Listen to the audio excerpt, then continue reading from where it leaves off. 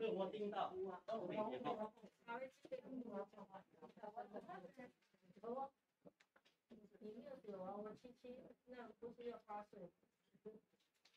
后来。OK。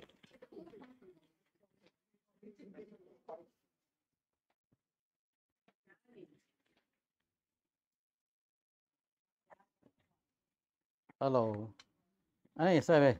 会使吼。哦，即摆咱教会直播器材愈来愈好。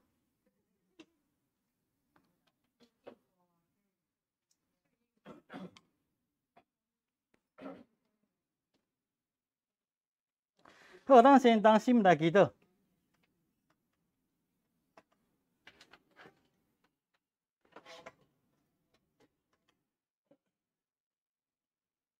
听阮的阿爸爸上帝，阮欢喜感谢，伫即个下晡，阮会当聚集你的面头前来亲近你的话，求你帮助阮，会当明白你的心意，嘛教阮看清楚阮家己的境遇，阮的状况，有即个气力，将说明白行做出来，成做生命一部分。下面的时间，请你来引传，当心迷动，主要所基督的生命。阿门。好。提摩太前书给你第5章就很清楚在讲这些人际的关系哈，那讲人伦的关系也可以，对待年老的人、少年人，个妇人人哈，个少年妇人人哈，尤其有侪所在讲到寡妇哈。你就会当知影，迄个时阵的教会情形，教会是拢咧创啥吼？教会在聚集在一起在干什么？好，一开始讲唔通言责老人家哈，这个字的希腊原文是攻击的意思，而且是那种持续不断的攻击哈。这是咧攻下哈，伊讲唔通言责老人哈，只要劝他如同父亲。elder 哈，伊的原文就是长老 elder 哈，年岁较大的哈，爱甲口肯那亲像老爸哦。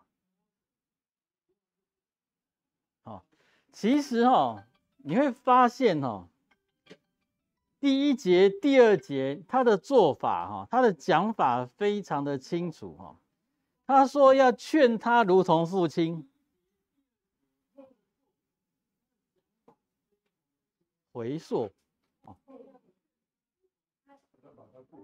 然后呢，劝少年人如同什么弟兄，劝老年妇人如同什么母亲，劝少年妇女如同什么姐妹。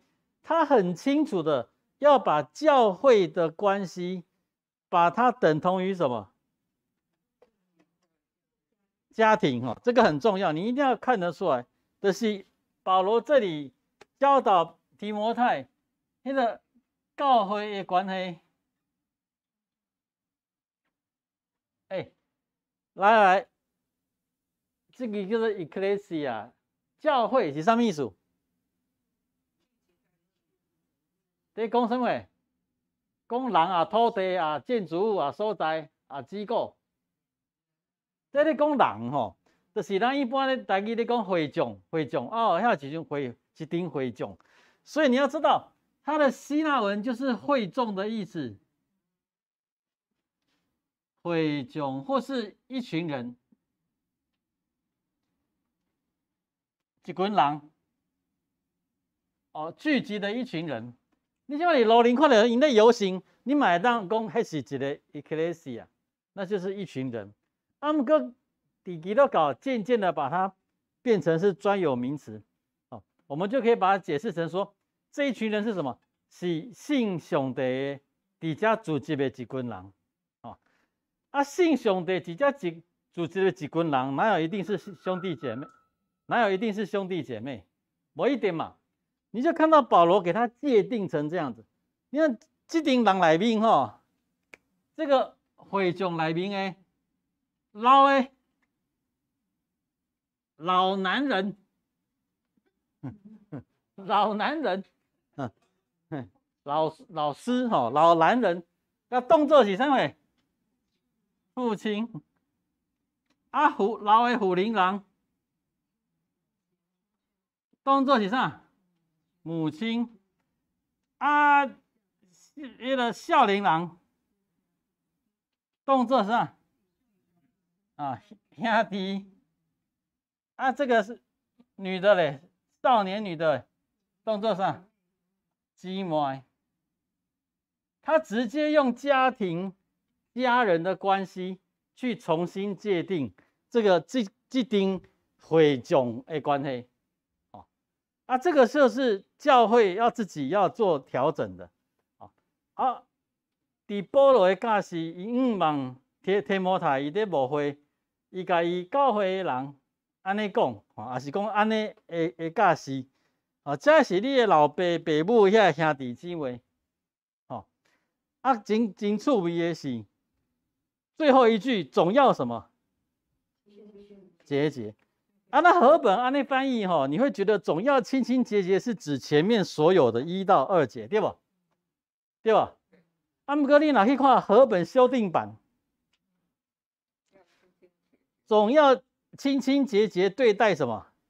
年轻妇女如同姐妹。所以如果从希腊文看得出来，要清清节节是属于最后一句的。为什么特别这里要写清清节节？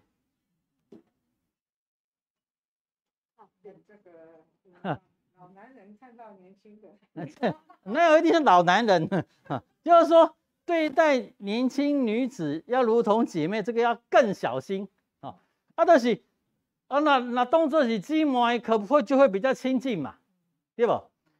亲近老年的妇女好像也不会出事。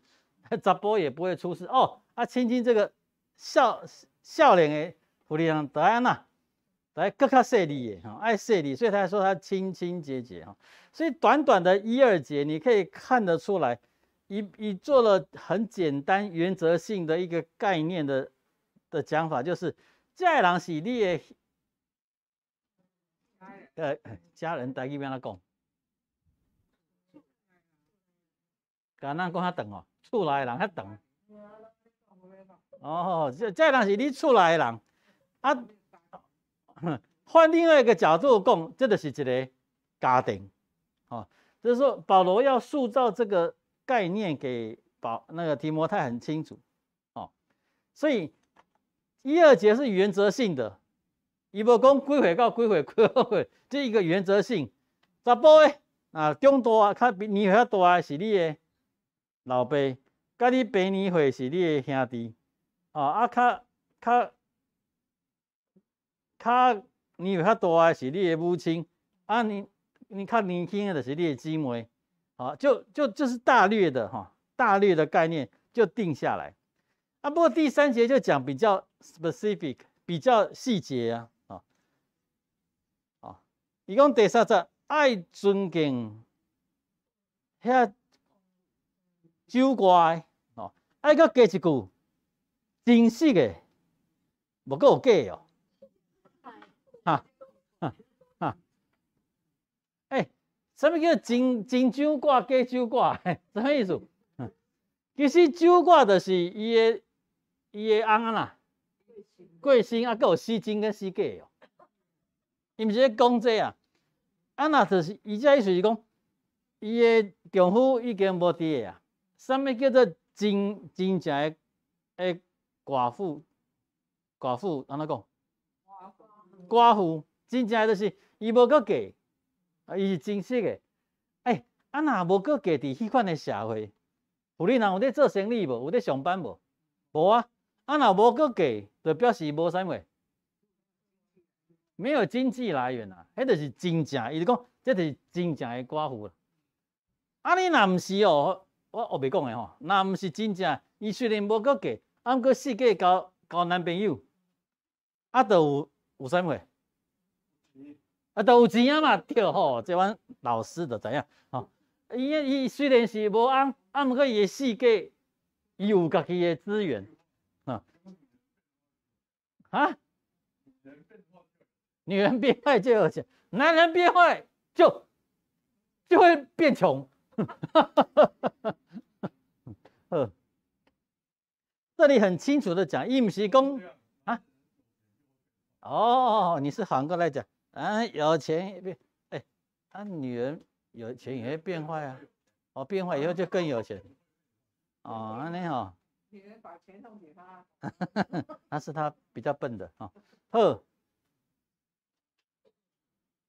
这里在讲真假寡妇，不是讲伊是不是因为翁是死真啊死假，不是啊，是他如果是真的教会，以迄个你往后看就知道，他会希望提摩太教会要有一个名册。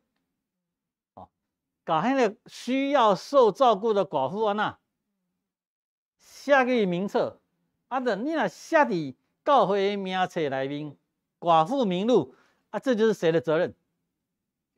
就变教会的责任啊！这些寡妇的生活起居就变做教会的责任。伊要讲的真寡妇是这个意思，就是讲伊真正无依无我，需要教会养妻夫妻甲放伫名册，这才是教会的真寡妇。他段老公变坏的细给拢有伊的资源，你就不要把这个怎么样写在那个名录里面。所以这里就有写，伊讲寡妇若有儿女是孙就叫因先伫家己厝内面要学着友好爱报答亲恩。伊讲这是上帝面头前是通欢喜的上帝所加纳的。所以你就可以知道说，现在在讲这个主要在讲的焦点是这个寡妇的生活啦，她的资源，她的生活。伊虽然无翁，毋过伊的囝儿若大汉啊，甚至伊的查某囝、查某孙、查某孙，伊的查某孙拢大汉啊，会当照顾你就不用让教会来照顾了，因为毕竟教会主管嘛是有限，所以真正主管要摕来照顾迄真正无翁无囝也是讲囝细汉的，无法度过日子的，要照顾这款。偏偏是寡妇，毋过你有资源的，你就转去你的厝，互你的囝儿，互你的孙来甲你照顾。伊讲这是上帝面头前是上帝欢喜接纳的。第五节，那独居，真正独居无靠，你看你就讲这是真正寡妇你就知道他的讲真假是什么意思了是用来仰赖上帝的以不住的祈求祷告这种是真的。可是有另外一种第六个就是老师说叛逆的一种啊。那好厌乐的寡妇啊，哇嘞那是哦，好像这保罗真的嘴巴很坏哈。就是讲你是寡妇哦啊，可是你却那里哦那里吼奢华厌乐啊，表示你很有资源哦，人家很有资源，用他的资源不行哦，讨厌，那说人家活着也是死的。嘿，第五节多说一点，什么意思？嘿，嘿，嘿嘿嘿。如果照字面这样解释是真的吗？你寡妇你无同牵挂，还是讲你拢你真有困难，哎，啊你什么都不要做，你来祈祷了。嘿，他的意思是这样吗？不是啦，不是，伊不是讲你跟他祈祷就好。伊字面是这样，啊，不过伊是要写甲后面迄个做对比。伊讲吼，迄款吼孤苦无依的吼，他完全没有什么资源，过不你去过不去，他只能在干嘛？祷告祈求上帝啦。啊，另外一种寡妇是在干嘛？每天奢华宴乐啦。伊是要讲这两款，用他要提摩太要能够分辨，有一种寡妇呢，你教会要照顾的寡妇，当然是真的寡妇，真的无依无靠啊，真正生活陷入困境了啊。他们咱怎样嘛？任何人陷入困境，都会乖乖的干嘛？祷告啊，祷告祈求。哎啊，哎，哎，对，比较的，嘿，嘿嘿。第六节这一种人吼，嘿，因为伊拢逐个拢运动嘛吼，嘿，是讲咱都讲的，我伊的朋友啊，伊关系足好足多嘛，是，啊，所以伊去过足舒服的嘛吼，嘿嘿嘿，所以你讲伊像保沃还不太像吼，嘿，伊休息没有问题。是，啊，你第一个要比较这两个，伊只有靠祷告，嘿，其他都没有办法。我讲靠祷告，他要怎么过日子？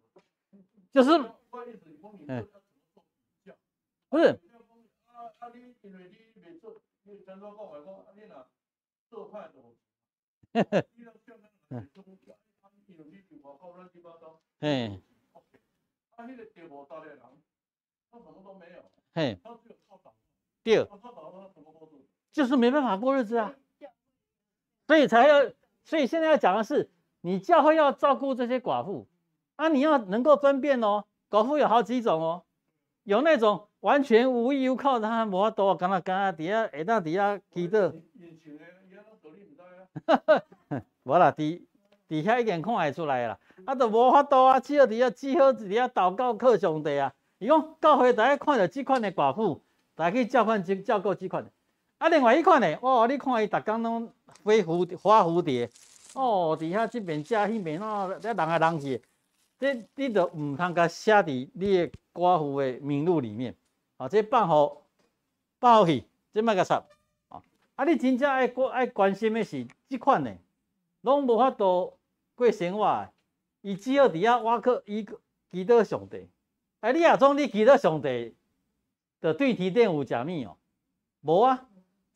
不过这个想法是安尼，上帝袂对天顶降落资源予这个寡妇，啊，不过上帝会透过教会，把这资源予这个寡妇，哦，所以他要比较的是有两种寡妇，一种是会当每天奢华宴乐的，一种是拢无依无靠，只能在那边祷告的。啊，教会你来看清楚，你会把你的资源安那？提供好这款的，哦，这个是在建立教会的制度啊，慢慢在建立教会的制度啊，所以初代教会还真的有，咱今麦在讲的 deacons 这书，你若照咱长老会规定，你要先做过2任的执事8当，你才有资格互选做长老。啊，一间教会内面小会是牧师甲长老组成的叫做小会，啊，毋过牧师其实就是长老，吼。啊，这个小会是咧创啥？伫咱的法规内面，小会是咧决定一寡政策原则的代志，土地、人事哦，即款代志。啊，即马下面一个中执会，就是秘书、长老甲技术。啊，这个中执会是创啥？它是个执行单位，哦，伊就爱去知影小会的政策，然后制定那个执行的方式计划，哦，啊，所以咱即马咱的教会内面，甲技术甲长老看做是两站，啊，毋过伫迄个时代，伊写着的技术毋是即个意思，伊写着的技术就是咧服侍的人，就是咱亲像一间餐厅内面的 waiter 啊 waitress， 就是迄款的意思，哦，所以后来教会就训练一批人。讲因是技术，其实因遮的人上重要代志咧做啥？就照顾遮嘛，寡妇哦，照顾送乡的人，啊，甲教会资源啊呐，分互遮的人。所以你看，许多现段的第六章，就是咧讲这啊，哦，因为人伤济，起完家，所以选啊呐，选7个技术。你毋通了做这7个技术是伫长老下面，无，迄阵想法毋是安尼。这7个技术可能伊本身嘛是长老，是讲伊即马7个是咧做遮的代志，哦，啊，即马渐渐迄个长老就渐渐变成是牧师，还是监督？迄个你知道那个教会久了，那个制度就建立起来了，就把长老、监督、牧师就拉成另外一个阶级。然后它下面有一个阶级就是执事，啊，可是本来那个执事这个，哦，伊只是咧描写讲伊咧服侍啊，伊咧服侍啊，到迄个时代，遐尼早期的时代，服侍上济就这啦，照顾寡妇啊，不然你还要照顾谁？就穷人嘛，穷人跟寡妇嘛，这是最多的嘛，啊，所以寡妇孤儿。更几周，啊，穷人的、残疾的人士更几周，啊，一定要需要人去照顾嘛，至少得去分食米、分资源，啊，就是在教会技术在做，这个是最扁平的时候。可是渐渐的，教会的阶级越多起来，那就会很多的职务名声就跑出来了。啊，你看那从那么早开始，保罗就发现问题了，啊，就是教会资源是有限的。啊，恁遮的受大家奉献的，恁遮的长老，恁遮的技术，你们要分配资源要公平啊，还是说要用在适当的人啊？啊，偏偏这个寡妇啊，逐工花蝴蝶啊，恁飞来飞去，搁倒来教会讨钱。啊，另外一款就是完全无法度过日子，哦，伊只好哀求上帝。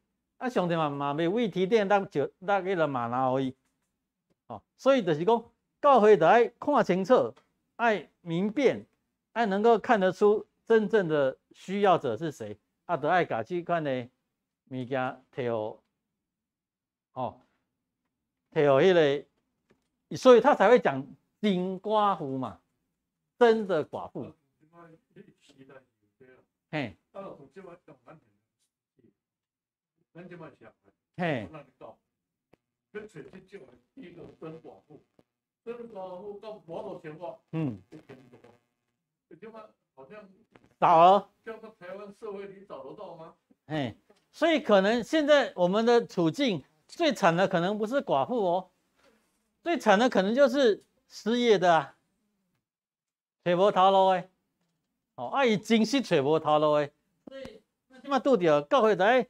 会当有迄个智慧啊，是伊迄个分辨能力哦，这因倒是真实找无头路的哦啊，所以我们就可以帮助哦，所以总是抓那个时代最弱的嘛啊，现在我们可能不会觉得可能寡妇的这个形象没有很凸显哦，很弱，可是事实上还是会有啦，还是会有孤儿寡妇啦。啊，你会发现啊，怎么没有交代寡妇，怎么没有交代官夫？官夫以上，啊，就某死去的，靠无讲爱照顾官夫。啊，你就查甫人去做工课啊，无你就去7-11那边徛，对不？反正你怎么样，你男人不管有某无某，你还是要去工作的、啊。所以就是在那样的时代下，但不会有人想到要去照顾那个官夫嘛。哦，可是我刚刚有讲，哎，可能我们这个时代呢，已经不是你是不是男的，是不是女的问题，你就是找不到工作啊。搞不好人家寡妇有特殊的，人家有一技之长，他马上就找到工作了，比你那个男的还有那个就业还容易。那你现在就变成你现在就要转换了，就不是性别的问题了，啊，也可能不是年纪的问题了，就变成是实际需要的问题，啊，所以教会一定要去思考实际需要，这个跟那个耶稣一样，耶稣也都是看实际需要，他才不管你圣经怎么写，这里压缩哦这派，他才不管你十诫怎么写，他才不管你上帝的话怎么。拢上保讲，好啦，保罗吼嘛唔敢讲吼，唔敢讲超过耶稣讲的啦，是讲咱会知影耶稣的对象吼，比保罗的对象更较窄，耶稣讲的对象又比保罗的对象更局限在犹太人。耶稣这就去甲外邦人讲话，伊拢是犹太人嘛。所以耶稣讲的物件吼，你就会知道啦。譬如讲，咱今嘛基督徒对不？那讲到我们的术语吼，我不用解释啊，我也直接就讲过去。啊，毋过咱今嘛若坐几个不是基督徒入来吼，你就知影我讲话就安那。搁就叫我可能听来讲啊吼，这句话其实是什么意思？你就可以理解为什么保罗好像讲的比较多，好像讲比较清楚，因为对象不一样嘛。这才是。嘿，嘿，真正有时候，真的别人讲诶，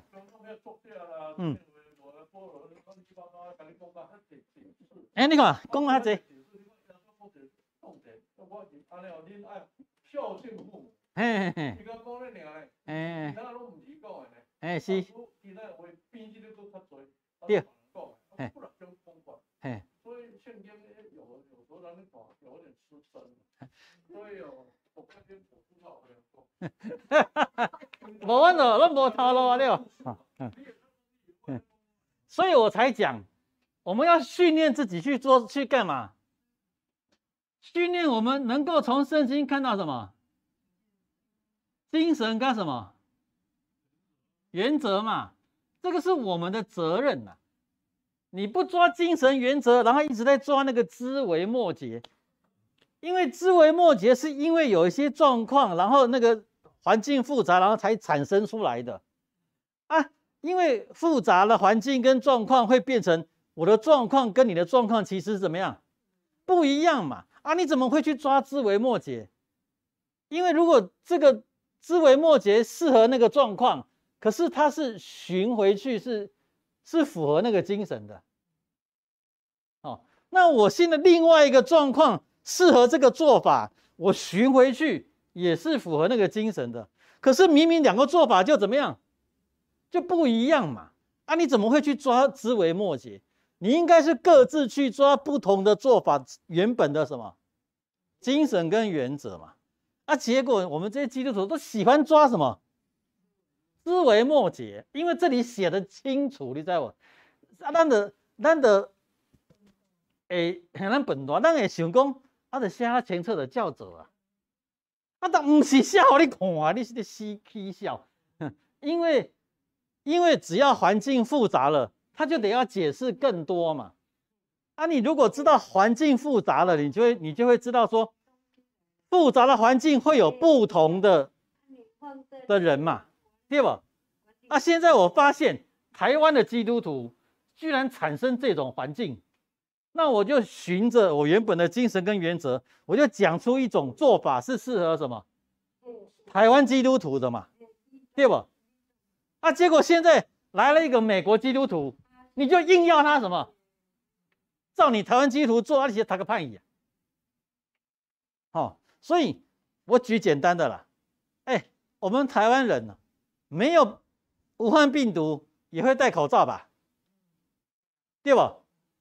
我们台湾人其实很多人其实就养成戴口罩的习惯，骑摩托车戴口罩，对，公共场所他就自己戴口罩。所以现在病毒一来，政府一说大家要戴口罩啊，就会怎么样？就很乖的戴，对不对？你去美国看谁要给你戴？我的人权呢？你怎么可以强迫我戴，对吧？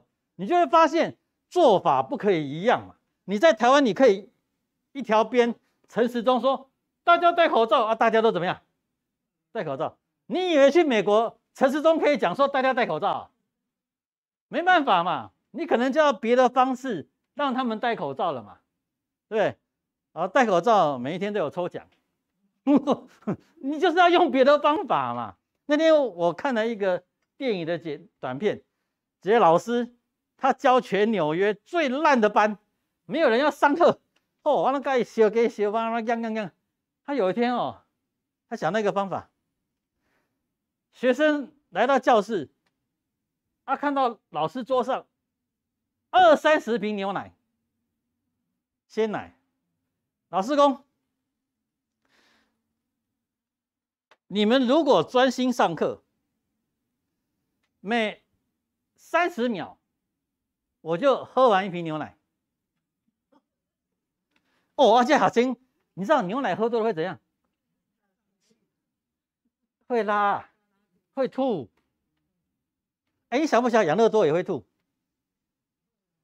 养乐多你喝20瓶看看，你讲小瓶那么小瓶对不对？100cc， 你喝是20瓶，你就在那边吐。我跟你讲那学生知道嘛？每个人都怎么样？每个人都想看老师吐啊，所以大家都怎么样？认真上课，而且老师不是玩真的，他是叫一个同学，来，林嘉恩，你拿一个铃铛，手表给你，30秒怎么样？锵一下我就喝，你知道吧？哇，全班都怎么样？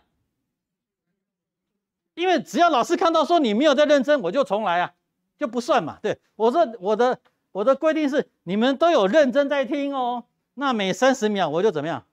喝一瓶，靠右边他真的喝完了，然后在那边吐，那学生怎么样？好爽啊！就开始养成上课会听的那个氛围了。就是你来无同款嘛，你在台湾刚需要老师喝牛奶，大家才听。最跳，大家都就开始听了，就不一样，你就会发现，现在菠萝这多，你看菠萝一间教会写一张批，就是遐教会问题拢安那，无同款嘛，那教会问题拢同款，菠萝只要写一张批就好嘛，写一张批大家去团，大家拢同款来处理就好，就是哥林多教会的问题无同款。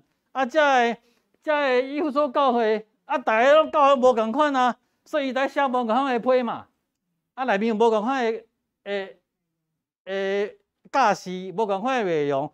有诶讲遮济，讲遮麻烦，有诶讲遮少诶。就是保罗自己能够判断，这阵若遮乖，我讲需要讲遮济，唔免嘛。这阵好安尼，全纽约上歹诶，我只好喝牛奶了。对吧？所以你就会发现，为什么都是保罗写的？就因为他要面对很多不同的受众，听的人。我耶稣无同款嘛，耶稣讲的是拢原则的物件嘛。伊的物件可能伫加利利遐的人犹太人听有，同款物件佮搬去耶路撒冷犹太人嘛听有，同款的嘛。所以耶稣就唔免改这些无同款的讲法，他就可以，他讲的东西流传下来的东西。就是那种版本，就很像，就很像。可是还是会有一些不同。你看马太、马可、路加、约翰，还是有一些不同啊。所以刚刚稍微跟您讲，我们昨天上礼拜讲的，我说耶稣在马可的时候说：“恁爱真足，恁安怎听？”可是路加是说，路加是说恁爱真足，恁安怎听？可是，在马可是写说，恁爱斟酌另收听的，你就会发现他跑去两个不同的角度了，不同的重点。恁爱斟酌另收听的比较重点比较放在内容。你们听的内容是什么？恁爱这斟酌，恁爱斟酌恁安怎听？重点会放在你的听的人的心态。哦，所以你会发现，哎，唔拢耶稣讲诶，听的人听不一样的意思，他就把它抓怎么样？不同的重点，或是说一样知道耶稣讲过这样的话的人，他现在知道现在他听众的问题是什么，他就讲成这样子。那他的问题是那样子，他就讲成那样子。那马耶稣讲的话，只是他把焦点怎么样放在不同的地方而已。所以你会发现，虽然耶稣讲的是原则跟精则，还是会有几处说到不赶快。何况后来保罗要讲的对象更复杂了。保罗的对象除了耶稣，除了犹太人，还有犹太人的信犹太教的外邦人，我常常讲的近前人，那个很多了呢。耶稣的时代不多啊，不是耶稣讲的时候不多，耶稣就碰过几个。耶稣不是被一个百夫长吓到吗？那百夫长说啊，你不用去了，我的仆人生病了。耶稣本来要去，对不对？他说你们来，你安那，你讲一句，伊家己就好啊。耶稣讲哇，哎呦，夭寿哦！你讲我全以色列人唔冇靠过信心遐大的啊，那个就近前人。可是你会发现，耶稣碰到的近前人不像保罗碰到那么多哦。保罗那细个行细行，他的对象是近前人就更多。那我问你，这个纯犹太人，这个是近前人，虽然也是信犹太教，我在讲的东西还是会不一样嘛。我要解释给近前人听，一定会解释在更详细嘛。那犹太人，我举一你可能就反思了，你很多东西不用讲了，所以你会知道渐渐的，然后再发现犹太人、近前人近前人的朋友是纯犹太人呢，不是纯希腊人呢，连听都没听过的，现在是跟着近前人来听保罗讲道。那今天保罗要怎么讲？他就要解释的更什么？更多啦。所以你会发现保罗的东西为什么会比耶稣多？会比耶稣清楚。我跟你讲，清楚才是麻烦。我讲咱写的文学有论述文，有叙事，就是有讲故事的方法，有诗，写诗，哪一种的弹性最大？论述文就是说你现在哪来固定教会第一项、第二项、第三项、第四项，准许给你写个明，有没有弹性？越没有弹性，讲越清楚，你越没有弹性，这就是论述文。现在你就知影像耶稣讲道拢不爱讲讲道论述文，耶稣讲道拢是啥？故事啊，故事就可以有一个重点在那里，你就可以有不同的想象所以论述文讲最清楚，令你啉水用什么杯拢跟你讲啊，弹性最小，最清楚，缺点是弹性最小。然后再来，我用讲故事的方法让你去了解这个道理，弹性就怎么样？很大了。弹性最多的，我写诗，我跟你讲两句，诗要求贵，你想为所有领导的代志，它弹性最什么？最大如果他这个原则有抓到，其实也够啦，对吧？如果我告诉你们说，李登辉最喜欢的嘛，李登辉跟宋楚瑜说什么？给他废诊的时候跟他说什么？都忘记了。一个废神的时候，一个宋楚瑜讲一句话嘛，宋楚瑜去到中区选总统，什么自在8字真言，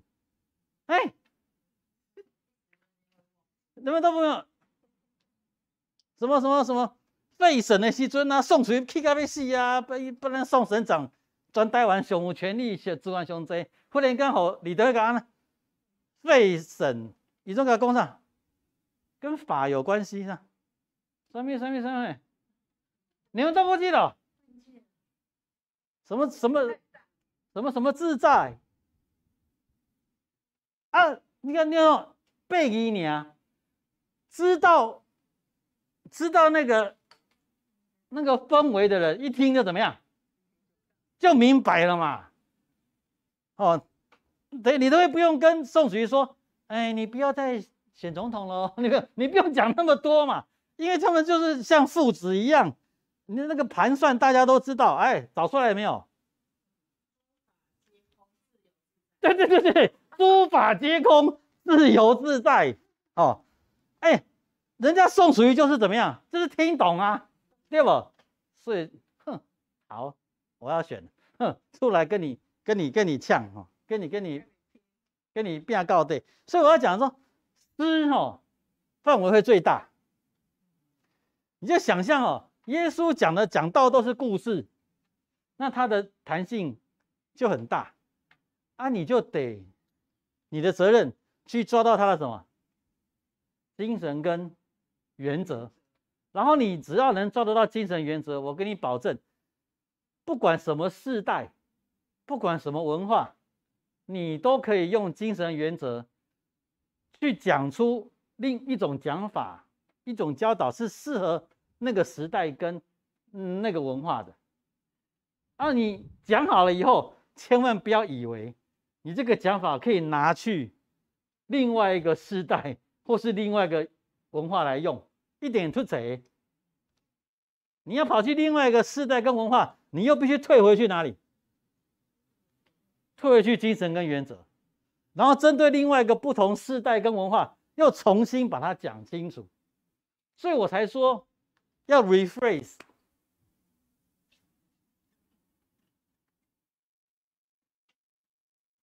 这个英文的意思就是等下啦，你要 rephrase， 你要重写。我今晚若要拍一出电影，叫做《倚天屠龙记》，要拍好幼稚园囡仔看，就是我用大人的方法拍，因才看无。我只要用囡仔的方法，囡仔知的物件拍互因看嘛。啊，囡仔知物件，这个影片出来，你即马叫大人来看，大人讲安那？幼稚，对吧？啊，不过无法度啊，我的对象是小朋友，我只能用小朋友懂的方式啊。可是我用小朋友懂的方式拍，我的精神跟原则还是要怎么样？还是要抓到，那这才是一个好电影嘛。我现在要拍给大人看，我要重新用大人的角度拍一部《倚天屠龙记》，可是精神跟原则一定要符合金庸的嘛，那才是成功的一部嘛，对吧？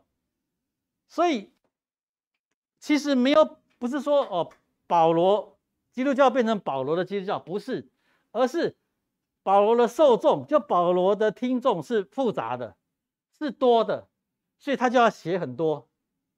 你也可以看保罗的书信有当下自己买小怕，那这个书信这样写，啊，你这里怎么这样写？小怕嘛，那就因为他很清楚，收信的人怎么样，不一样嘛，那他们面对的问题是不一样的嘛。我就常说，啊，你今嘛寒到要死，你讲要啉水，我就给恁倒啥？小茶嘛。啊，你热到要死，你赶快讲要啉水，我就给你倒安那冷茶嘛。所以你问我说，无说你倒是小茶啊冷茶啦？啊，你要怎么回答？我就讲看令啊，你们是什么需要，我只好给你们什么。可是重点是什么？是茶啊，是水啊，那个原则跟精神不能跑掉嘛。可是他用不同的方式或不同的面貌在传递，所以基督徒真的会认为说，啊，拢保罗在讲，啊，保罗讲这清楚的，啊，耶稣有当时讲佫听无，无莫看这，看保罗的，你就危险，因为保罗的东西越清楚，就表示它越是只适合一撮人在用而已。你要看这越不清楚的，其实你回到看精神跟原则，你就可以知道说，哦，这个是比较适用更多人用的。哦，所以我常说，你讲的越清楚，你的范围越小啊。你公路前侧的路谁啊？逆化保罗，他这个还不清楚吗？寡妇还给你分真的跟假的，对吧？哦，就是表示他已经这个问题是严重的，他已经看出这里的问题了。啊，有一种寡妇是这种的，啊，有一种是哇，变派去。打刚刚弄为奢华宴乐弄为让男朋友今天约这个，明天约那个，他怎么会需要教会去资助他？不要嘛，好。所以你看他保罗自己有偏见，他就说那些好宴乐的寡妇哇嘞嘛是死的啦还想用教会的钱，去死呀！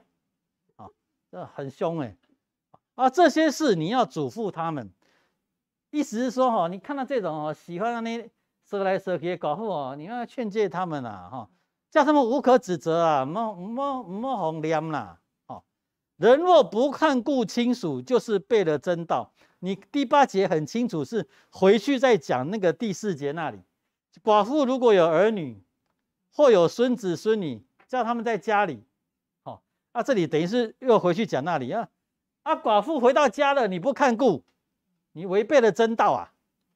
你这样比不信的人还惨呐！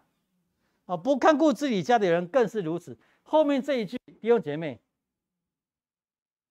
是讲给那个寡妇的儿女听，可是同时也是讲给教会的人听，因为他刚刚已经讲了，教会的会众就是你的什么亲人，所以你如果不顾自己家里的人，你这些说你信的人，比不信的人怎么样？还不如啊！所以保罗的教导是很清楚的，真的很清楚啊！这个教导，如果你跑去讲难听一点了，如果现在有个国家社会福利很好，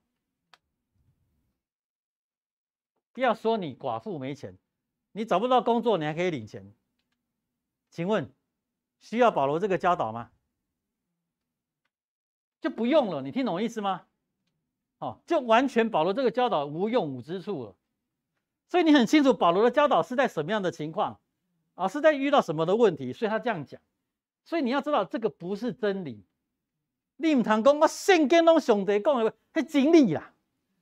我跟你说，我就可以跟你保证，这个做法不是真理，因为这个做法是什么？适合他那个时代、他那个处境的做法。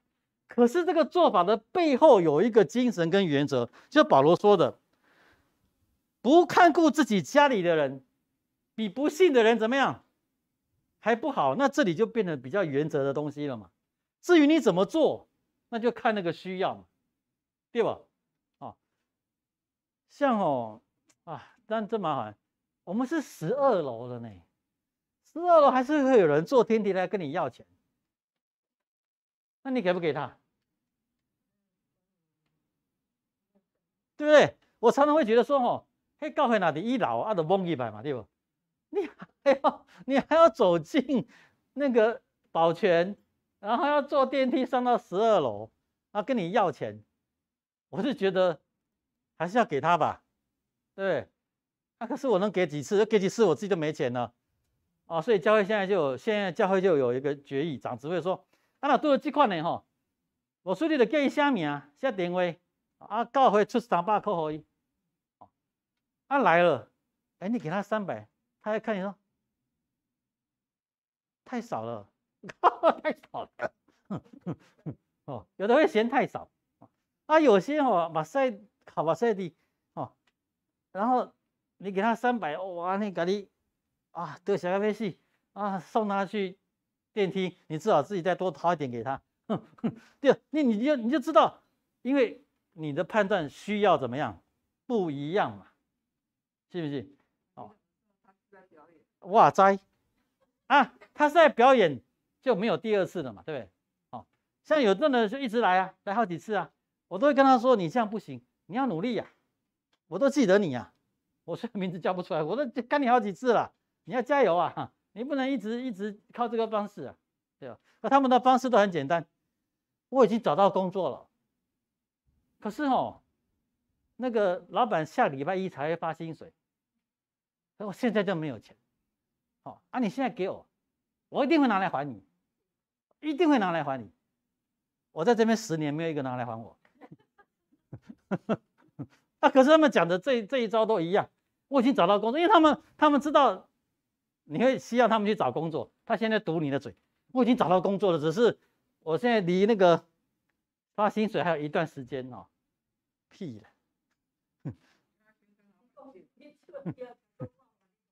OK， 好音。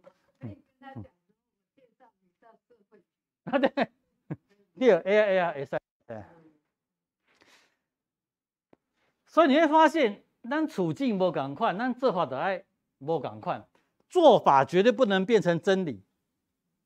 可是那个原则跟精神，还是上帝的心意，那个我们就要聊聊。好，好，然后就继续往下，你看，哎，你就知道寡妇的问题很严重啊！你看一下第9节，还在讲什么？还在讲寡妇啦，刚刚第3到第8节就有3种寡妇了啦，一共有亲情的寡妇啦，亲人自己要照顾啦，哦，啊，真正无依无靠的寡妇啦，教会要照顾啦，哦，啊，年轻哦富有的寡妇不要贪图厌乐啦，哦，教会不照顾你啦，啊，你自己要好自为之啦，哦，然后呢，那种哦不是施舍，你知道不？要顾及人家的尊荣，顾及他的颜面，顾及他的尊严，哦，不是施舍，因为是亲人，因为你在照顾亲人是施舍吗？不是嘛，哦，所以他其实前面很重要的告诉你，他老人不要严厉的责备，哎，老人会做唔对代志呗，才多嘞，因为咱老人，我嘛是老人。咱老人都头壳啊呐，顶翘翘啊，拢固执嘛，哦，啊，仗着我们老又想做事情的，就会很怎么样，很不好沟通嘛。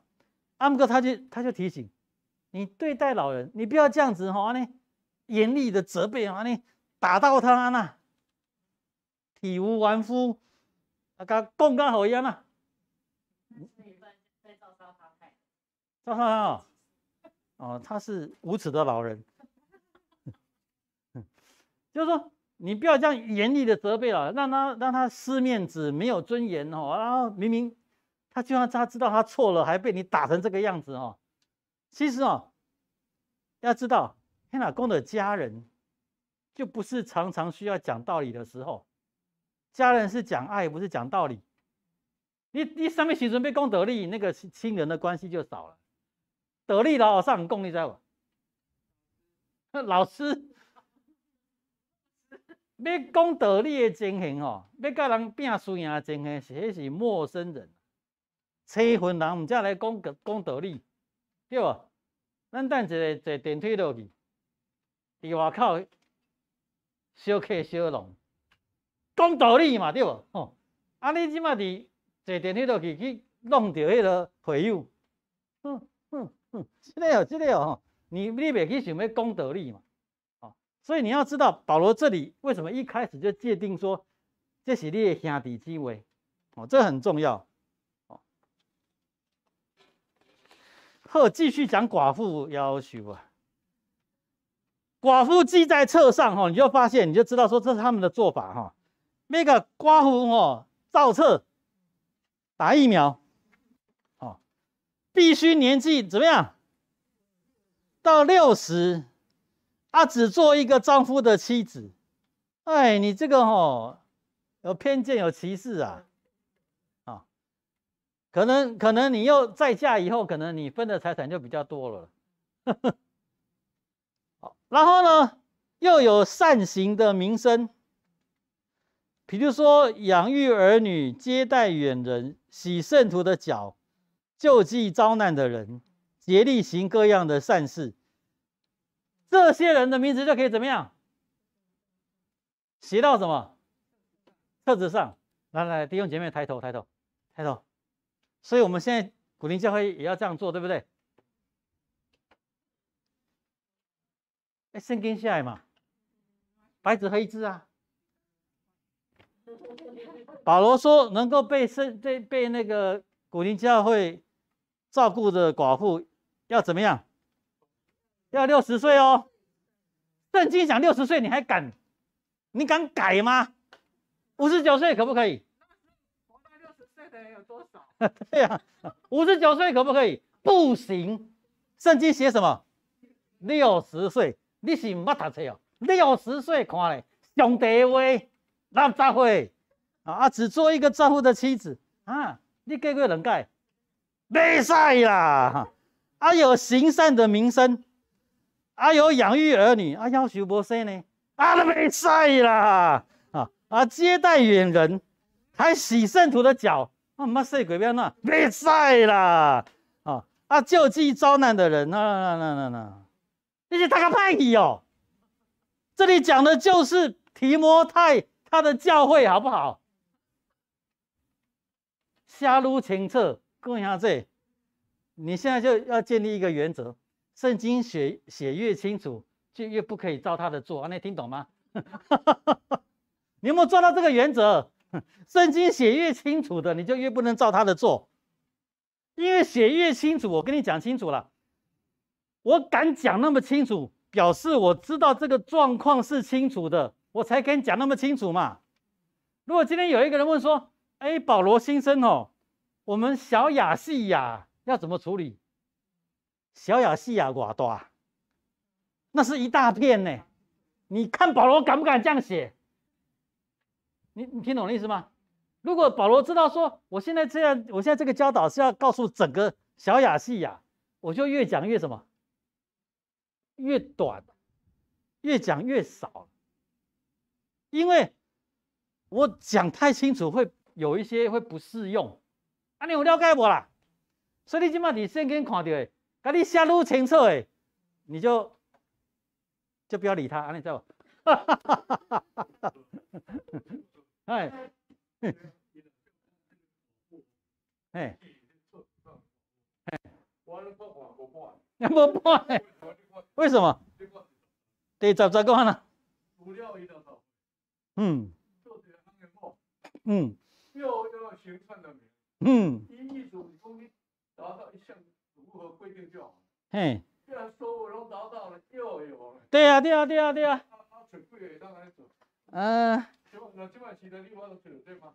所以要那个贿赂啊。所以这个使保罗，他的意思，他一定知道提摩太的那个处境是那个样子，他提高那个规则，提高标准。我也可以猜他们教会没钱，你啥意思不？就是说他把这个标准提比较高嘛，就会比较少人达到嘛。所以你可以从这里去猜测他们的资源可能不是那么多。嘿，那金价求双联教会要跟你计较你是不是60岁吗？对吧？就是有钱的跟没钱的会不一样嘛。所以他写的越清楚，你就可以知道说他大概是什么状况。所以你真的不能照圣经做，这样有没有听懂？是啊，我这个牧师说叫你们不要照圣经做了。60岁不容易啊。我跟你讲，60岁不容易了，可是女人还是比男人活久了。男人容易死啊，在外面不小心就做工就摔死了，什么事很多啦，羞怕啉酒醉很多啦。女人比较相对来讲比较容易活啦。当然了，教会的长老就不一样，那些教会长老拢是一种干巧的啊，西德有摩西宾德才能活到当长老啊，对吧？无拢嘛像耶稣30几岁就死啊，对吧？是尸体版那他少年叫一路顶死啊，对吧？30几，那时候耶稣的时代30几，30几，平均年龄30几这个他写60岁真的还蛮，电器你看也想要配合。要送哪咩电器哦？我看伊这就长老嘛，活会去哦。我觉得应该很健康。哎呀，50、60岁没问题啊。玩山玩水。玩山，咱讲人玩山玩水，咱是湖里有洞，是吧？飞鸟有窝呢。他说人子连挂头的所在都无。他说那圣西公挂头饮酒有没有？有一首圣诗哦，挂头饮酒，困伫石头做金头。不过这样也会健康啦。我看，对啊，我看至少50、60岁了，50、60岁没问题了。都会想，啊，咱就麻烦啊，因为我遐久，咱的驾驶就愈来愈多啊，就变成10福音，不是4福音，好不？我10福音就像海啊，如果4福音变10福音啊，保罗一点13变成30，跟你讲，那圣经拢哇，弄一大本，对啊。嘿啦，是，我那天写一篇文章，我说为什么耶稣会跟这些宗教领袖的争执？我的写法是争执到他必须被置于死地啊！有人就问我说：“哎，牧师啊，耶稣被钉十字架的原因不是因为他是弥赛亚吗？怎么是因为他的教导？”我说其实耶稣的时代弥赛亚很多啊，动不动都有人出来说什么。我就是都是那种要叛乱的嘛，要起义的，很多人都是弥赛亚。可是这些弥赛亚犹太人祭司都不会有人想对付啊，你知道不？我说耶稣时代弥赛亚很多了，可是像耶稣那样教导的就只有耶稣了。耶稣的死跟他的教导是有关系的啦。因为这些弥赛亚很少人说自己是上帝的儿子，你知道不？他说他是弥赛亚。弥赛亚跟上帝的儿子是两个概念，无同款的概念。我是上帝派来讲，我是上帝的囝。我是上帝的囝，意思就是我就是上帝，你知道不？所以犹太人才会气到。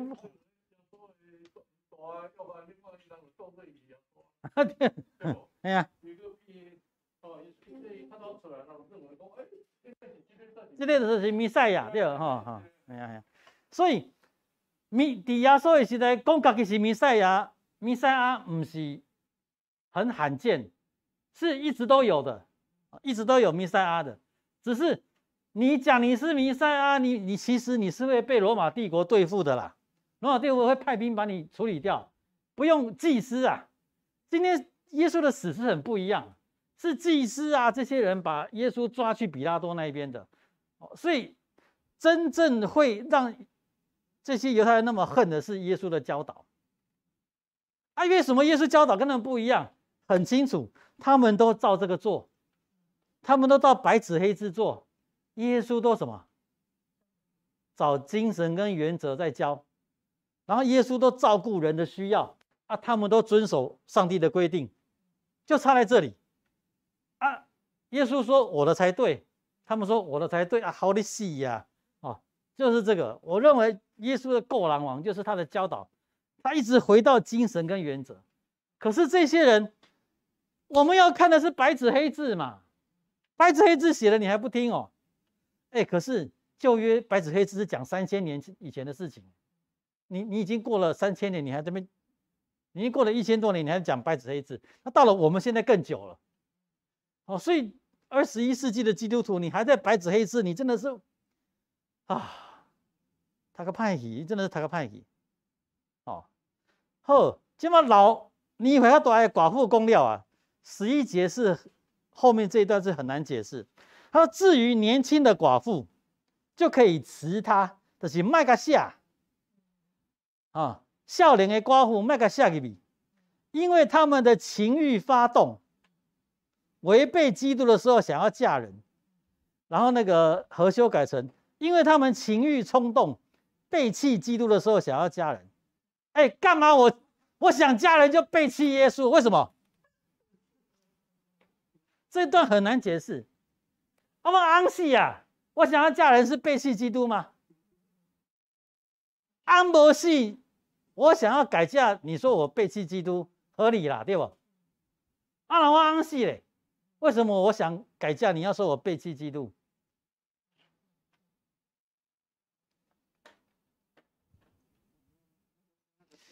你看哈，因为他12节有讲更清楚，12节他们被定罪是因废弃了当初所许的愿，他写的公样，并且他们又习惯懒惰，哀家闲游，不但是懒惰，又说长道短，好管闲事，说些不当的话。查某人哦，互你安尼糟蹋哦，敢讲安呢？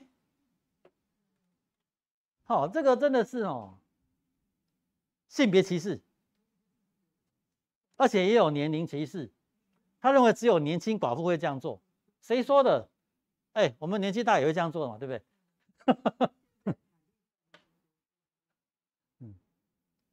所以11节到13节很难解释啊，那就尽量了哈。有一些学者是这么说，因为如果你看希腊原文没有背弃这个字啊，希腊原文并没有，希腊原文的意思他是写说哈，哎，我念整个希腊文给你听，他是说 Christos 基督基督阿来，然后后面再来一个动词是说被情欲 overcome。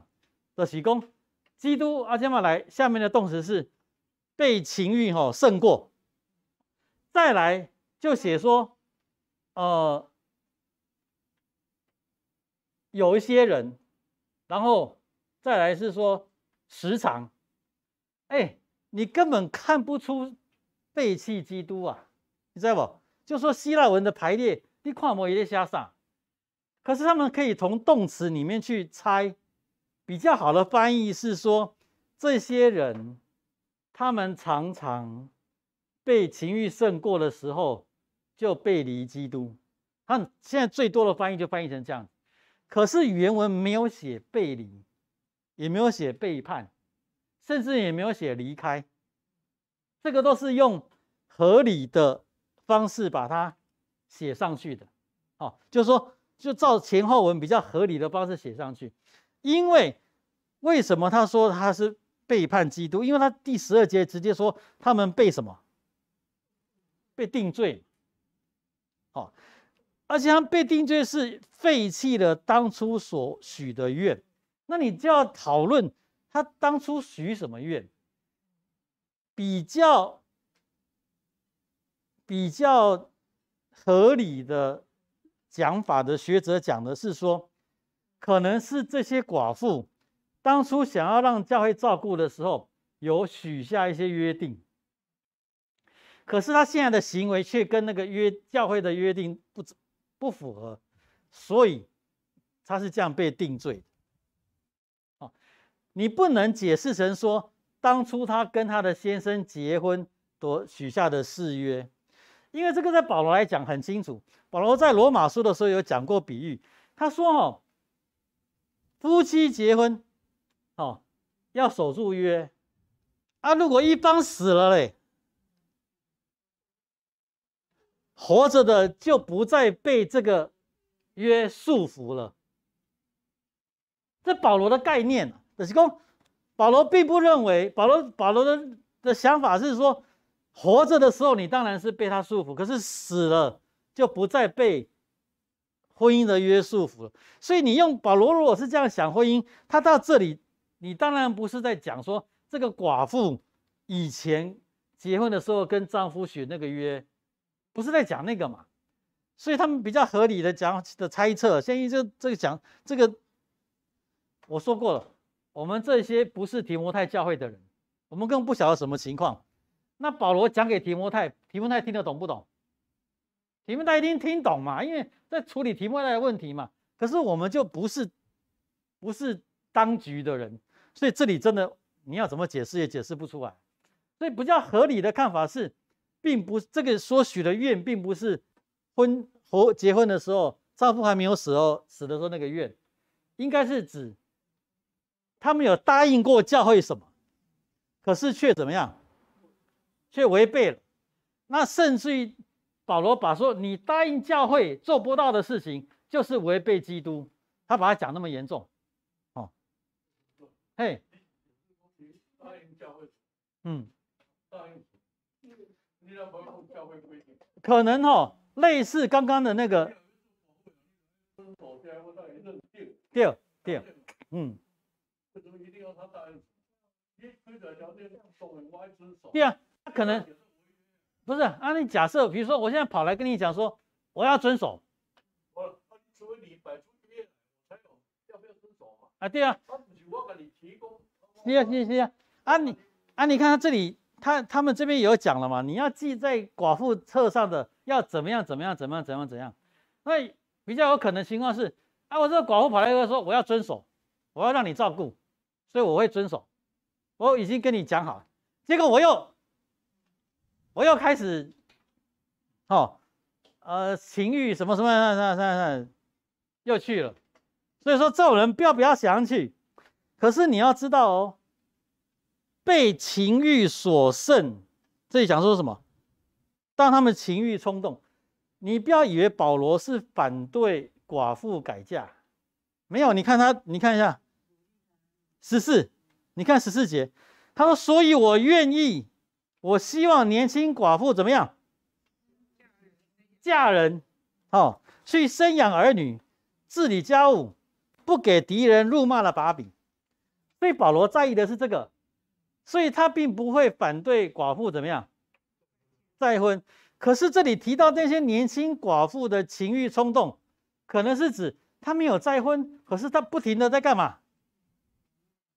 交男朋友啊！你这样就完全违反我们教会的规定了。我认为这样解释才对，因为如果保罗是在强调说你们不能再结婚了，就不会有14节了。14节他的意思是说，你卖好我告回来叫狗嘛，你安那，你个少年，你可以嫁咧嘛，可以去生囝然后治理家务嘛，那你还是基督徒啊，你还是我们的教会啊，还是基督徒啊，可是你要让我们照顾，那你就不可以再去交男朋友，这边换一个，那边换一个，天天换，一个礼拜换一个，你这样会被讲，还有教会被讲，像这里讲说不给敌人辱骂的把柄，你看保罗在意的是这个，然后15节，因为已经他说因为已经有那个转去随同撒旦的啦，所以你要知道，保罗现在是在处理提摩太的教会的问题，他是在处理众教会的问题吗？不是啦，他讲那么清楚，这是提摩太营去跟啦，搞不好另外一个，比如说希拉另外一间，人家都好好的没事嘞，就不会这样写了。所以你绝对不能把说你看提摩太前后书、提多书叫做教牧书信，叫我上看，牧师看，陈师长你是不是牧师？是，你就完全给我照这个白纸黑字去做，头壳坏掉啊！这样有没有听懂？这个是保罗教会那一间，不是提摩太的教会那一间。那你要照他的教导做可以，你还要把它收回去。我今天这样教背后的精神跟原则是什么？你只能照这个做，你不能照这个写出来的白纸黑字。你也西郎，你知道不？这个会海西郎啊！你完全照他的做，一定会有人受伤的啦，一定会有人受苦的啦。我常说的是那些你照这种方式做，受伤受苦的都是谁？弱者嘛，都弱势嘛，没资源的嘛。那人家有资源的你怎么样管他也管不动啊。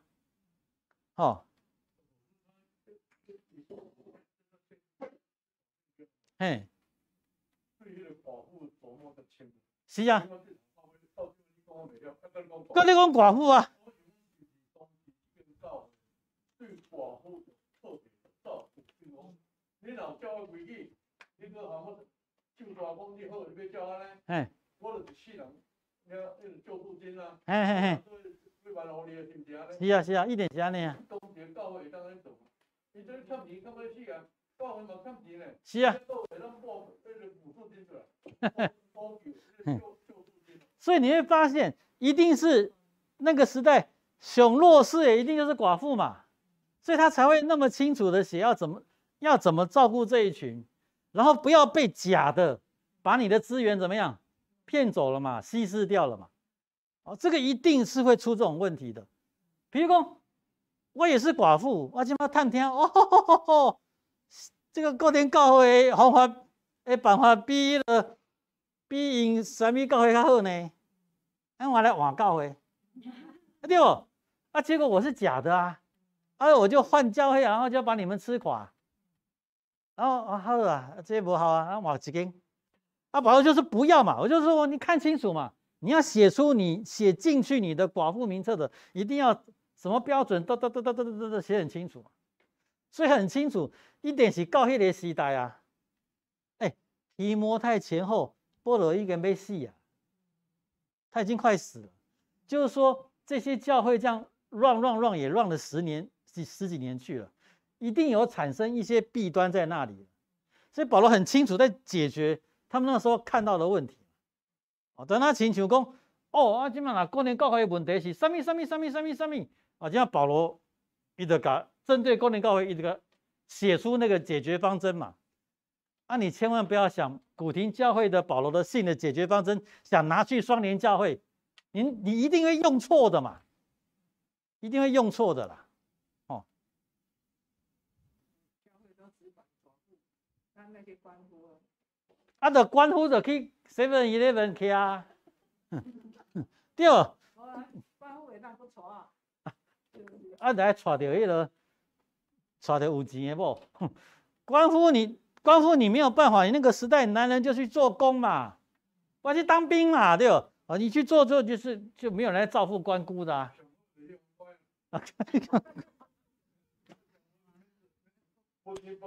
官夫也有情绪的问题。迄个时代会关跟咱会关无同款，咱即摆会关是一种惩罚。迄个时代的惩罚大概只有几种：砍头、放逐，就是这样子。那个时代的人比较聪明，什么关你给你白吃白喝，我关你，然后每天给你吃喝，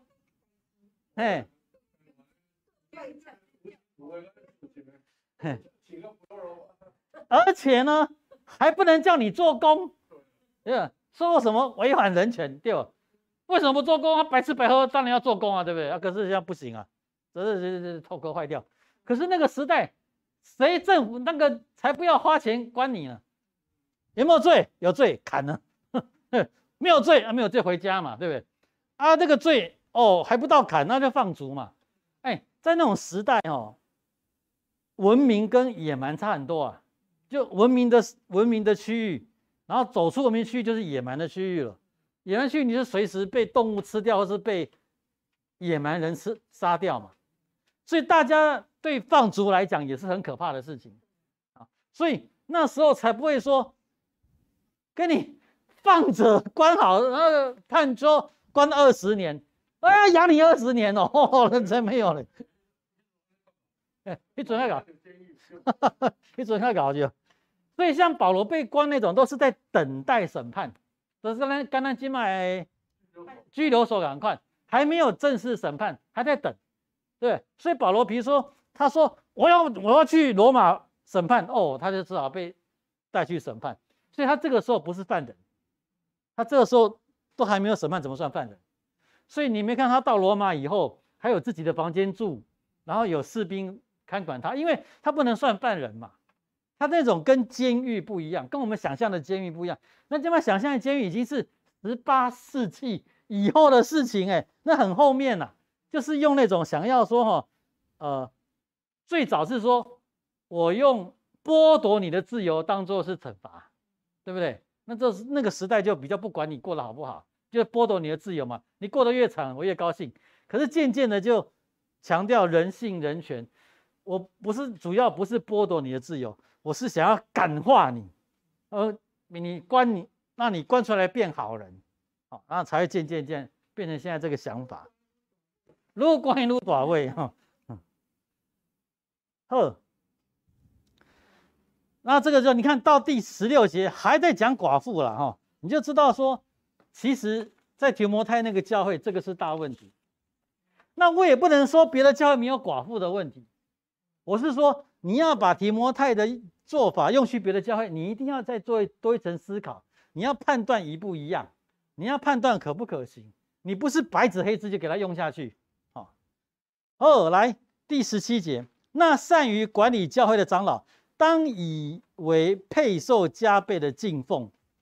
哦，今嘛在讲到这样，这牧师上爱看的这段，他说善于督导的长老，迄搞管理的长老，爱互伊较侪下类尤其是勤劳讲道的长老，爱得加倍的敬奉。哇，这是上欢喜因为什么？保罗在讲这个时候就要引用经文旧约，因为牛在踹骨的时候不可拢住它的嘴，什么意思？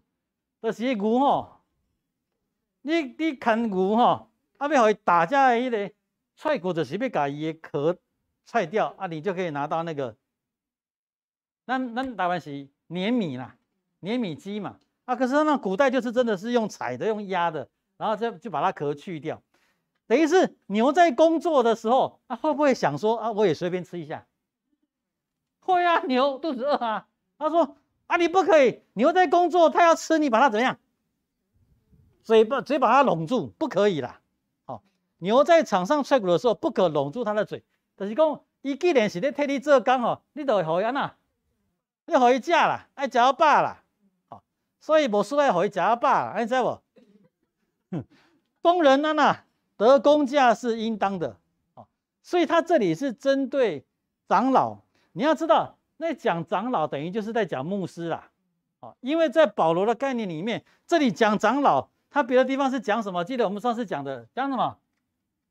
有没有印象？监督英文叫 overseer， 你管我你头前看过，overseers 监督我有讲过，这个人同一个人，他很可能又叫做长老，又叫做监督，为什么？所以他到底是监督还是长老？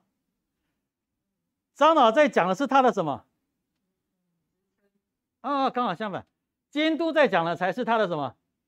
职称。长老在讲的是他什么？身份，你来老嘛，身份嘛。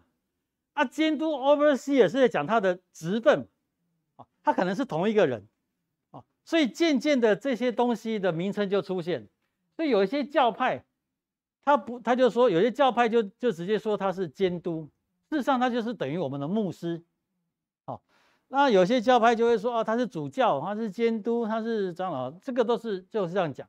所以地方教会咱台湾的地方教会强调讲无牧师，敢若有长老，有没有？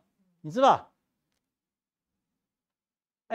咱比如说南京东路礼拜堂、林森南路礼拜堂、三密礼拜堂，那个就是他们那种地方教会。他们说圣经没有牧师其实圣经明明就有牧师，可是我们只有长老所以他们的长老很厉害，他们长老也都是有在上班的他们讲道都是长老讲道他们坚持只有长老，其实是没有错，这个就是教会的传统只是说这些长老呢，教导的长老就是牧师嘛这里就讲到说这些人呢，你得到工价是应当的。然后第19节还蛮保护他们，控告长老的臣子。有人要控告长老2、3个见证人，迄若无就卖收，就卖插，当作黑函，你知道？但是只有千代阿姨自己跑来说，那个老师长老刚才一起嘞，等一捆。所以千代阿姨知道怎么样？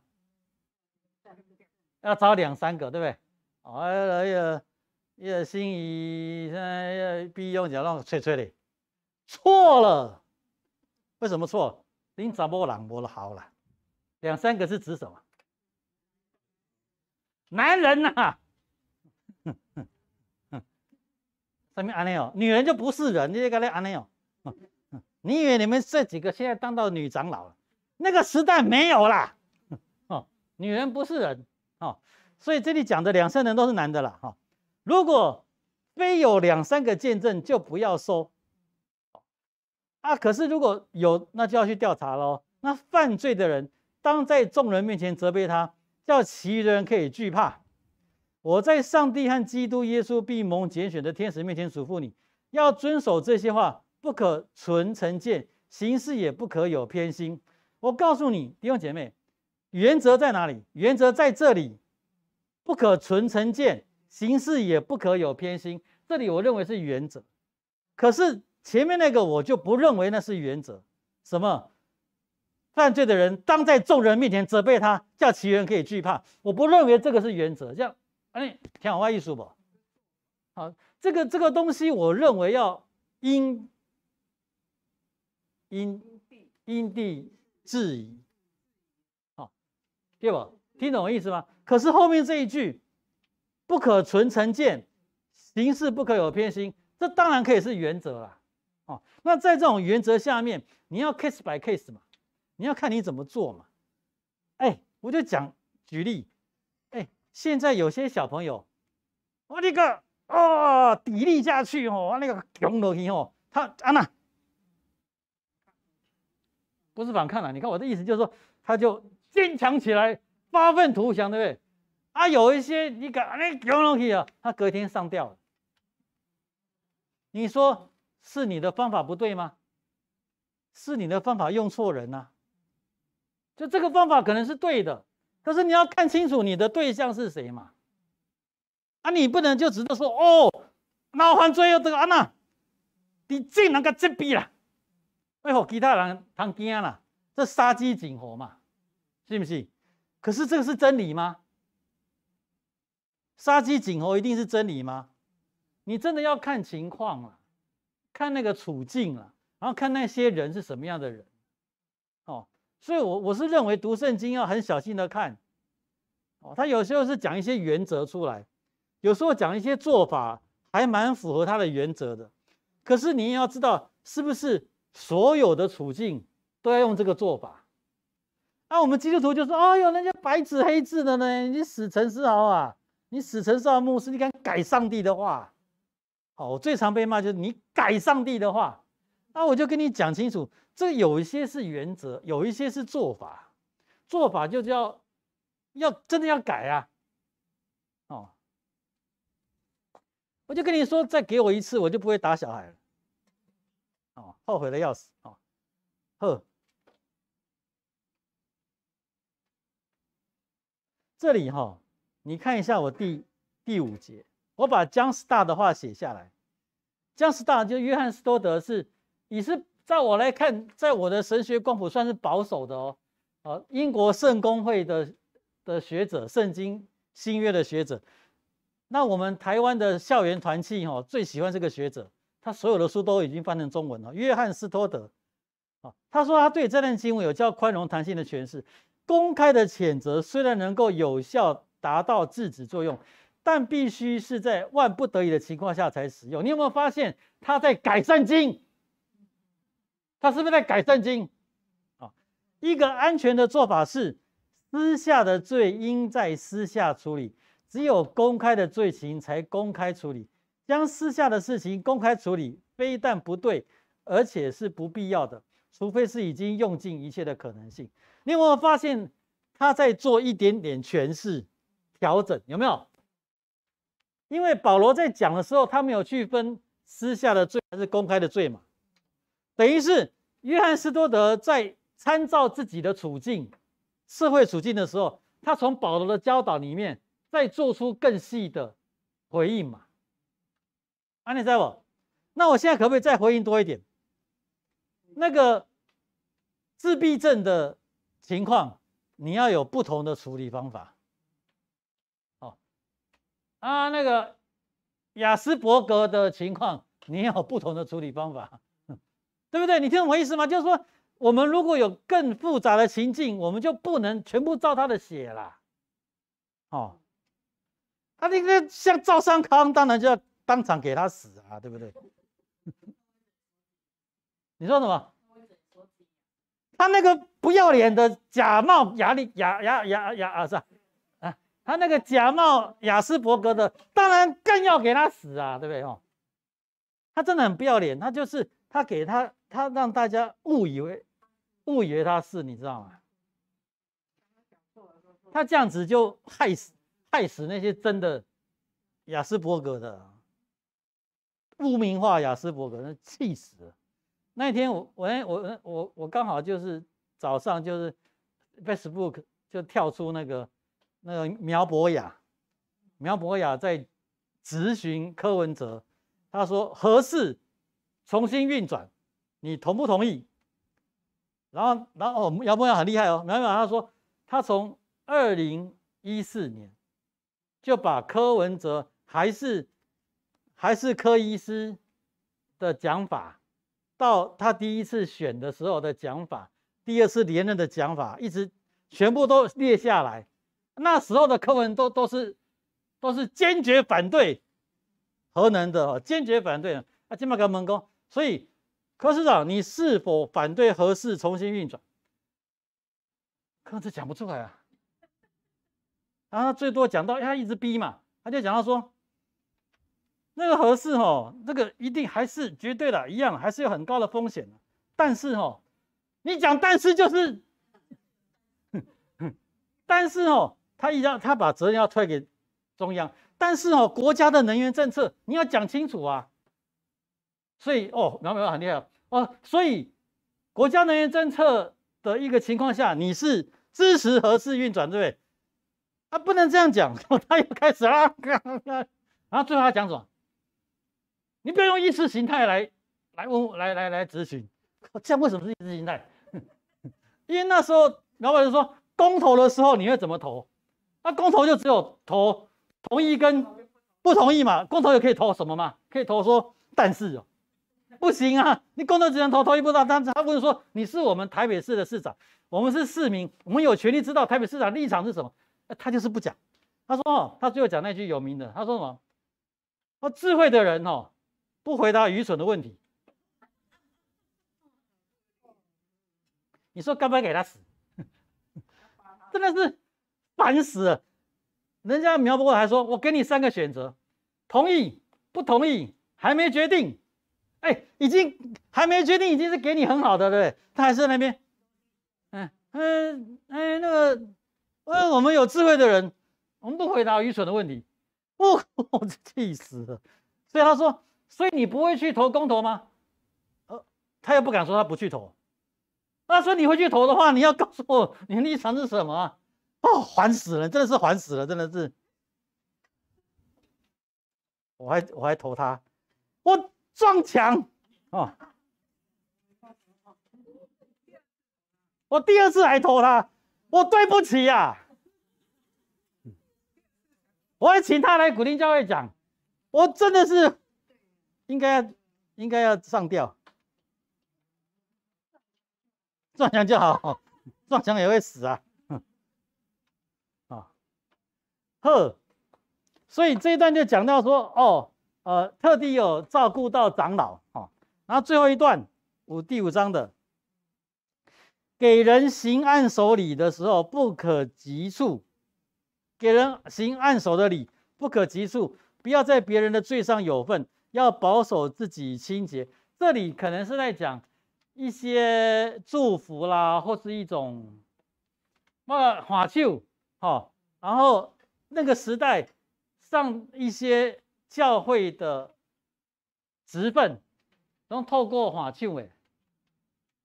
这就是真正共款嘛，差不迄个传道书要服务，上尾是坐伫头前，这无说拢安那，跟花手嘛，所以类似这一种的然后在保罗的时代，保罗也会强调说，圣灵所赏赐给你的恩赐，也通常都是借着什么花手，花手来你讲你讲花手不可急促。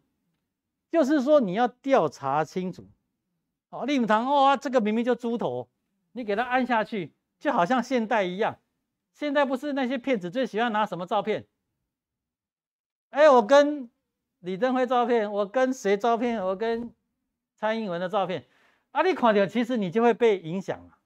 这个人一定是什么有来头的嘛？一样啊。哎，我这教宗华鬼头呢？哎，啊，这个是谁给我按过头的呢？彼得给我按过呢？哦，啊，一了啊，结果我在到处做坏事。啊，说你也被我拖累了。我这到处做坏事的人是被你按过的。哦，所以他这边讲说，不可急促，不要在别人的罪上有份，要保持自己清洁，所以你要谨慎。我们常随意的划就，好像代表你是已经认可这个人了。哦，因你胃口不清，这里最好笑了，屡次患病，再不要照常喝水，可以稍微用点酒。哦，所以就是说，就流传酒可以医胃病啊，那哈。啊，他是不是胃病也不晓得了哈，大概胃有毛病了哈。可是这里的讲法，你要知道他们的生活习性。我说他们缺水，所以犹太人他们就分成浓酒跟淡酒。圣经的写法，浓酒跟淡酒。浓酒就是指说就是纯的葡萄酒，葡萄酒。可是淡酒就是葡萄酒加什么？加水啊，加水是当做一般的日常饮料喝啊。那你可能因为酒有杀菌的作用，你就比那个一般的再多加一点酒，再多加酒，所以酒也让杀菌啊，所以我们要常常去杀菌。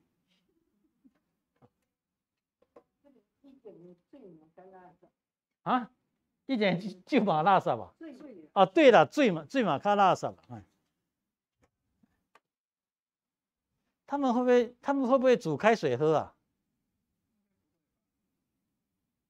不会哦。对，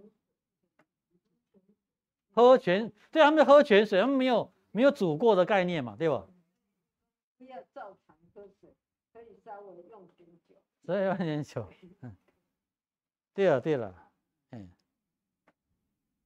所以你看那些古代人活不久啊，对不对？青菜啉青菜死啊呢，我在那个时候我一定拉肚子拉屎啊！我是啦啦队队长，我今晚没大料哦，麻烦呢。因为我拢在西亚上厕所，现在变成24小时上厕所，吃一吃，可能吃太油了，他就随时就会拉肚子。啊？我无啥一钱，倒遐大颗无啥一钱。你胃疼吧？对啊，胃疼坏。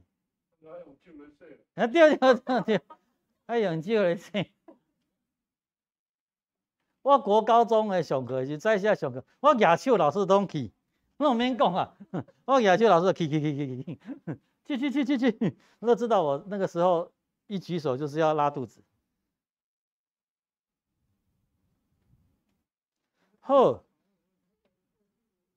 有些人的罪是明显的，如同先到审判案前；有些人罪是随后跟着去。这样善行也有明显的，也有不明显，也不能隐藏的。这个只是提醒哦，就是说，这是也算重要的提醒。你要怎样？有的人是监管呢，是有权利来判断是非对错的。有权利判断是非对错的人，就要更小心，去使用这些权利。在那个诗篇我一直忘记是哪一篇了。那个诗人说：“你们是神。”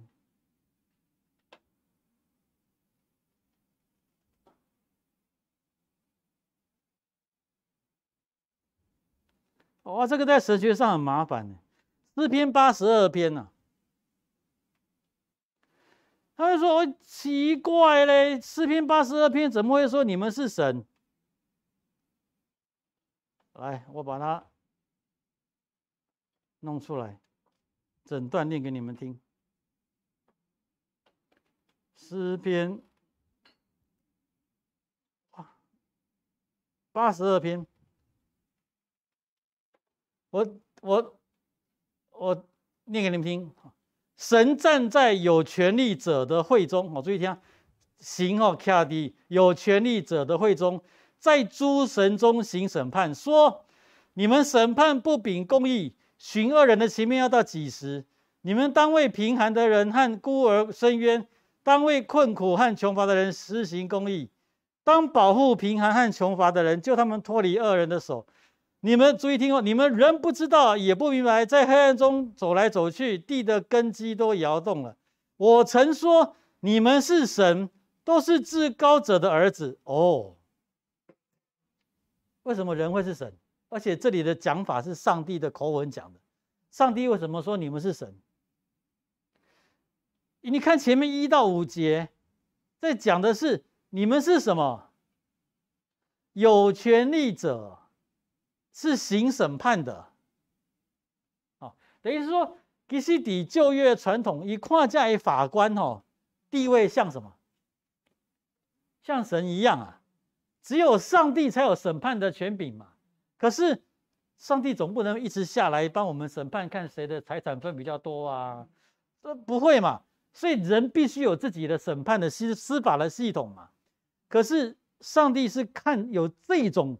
判断人是非对错的人的权利，他是属于上帝的权利。他这里最后才会说，他说我说你们是神，是至高者的儿子，然而你们要死，与世人一样要扑倒。为什么？因为你前面你们不秉公义嘛，你有这个管理啊，你都没公义嘛，所以我上帝讲要让你死。所以一样，这也是一个很好的提醒。有些人的罪是明显，有些人是后面才看得出来的。就是你如果有这种审判，因为你们是当长老的，你们是当这个监督的，你们一定会被要求来审判嘛。就像古代的犹太人，这些长老都会去坐在城门，白天都去坐城门口。这里要什么下棋哦？不是啦，那边等什么？等人家来告状嘛。人家什么争分都会带到城门口，因为城门口有长老坐着，而且进进出出人多嘛，可以做见证嘛。有什么争执都在那边处理。那好，你有这种权利的人，你却不秉公处理，上帝很特别气这种人。你有权利判断人是非，破心破细，你个欧北来，所以这是一个很重要、很严厉的提醒。所以。拜托，我们在读提摩太前书，很清楚它是教牧书信，专门给牧师、长老、执事看的很多的例子。可是你并不能白纸黑字照他的方式做，你还是能够把他抓回去，抓到精神跟原则。你不要每次一吵架就说：“哎，你家来，很给你看啦，安的戏啊，安说你别很给我看的戏啊，就是不能白纸黑字。”就算你白纸黑字，你最好可以解释一个原因给我听，那我就可以知道你的白纸黑字还符合什么精神原则。可是如果你根本讲不出所以然，表示你根本抓不到精神原则，那我会说 stop， 先懂嘞。你这样照这个做，不见得有好处，搞不好有坏处。咱教会拢一直安呢，咱不知要如何是好。翻译再翻译，已经透过几层的翻译。那个叙事者，这里面是叙事者写的，是不是真正照耶稣所说的？所以在翻译的时候，其实已经有诠释了哈。所以翻译的方法，他们会去分这本圣经是直译的，教义的原文的意思翻，那这本圣经是意译的。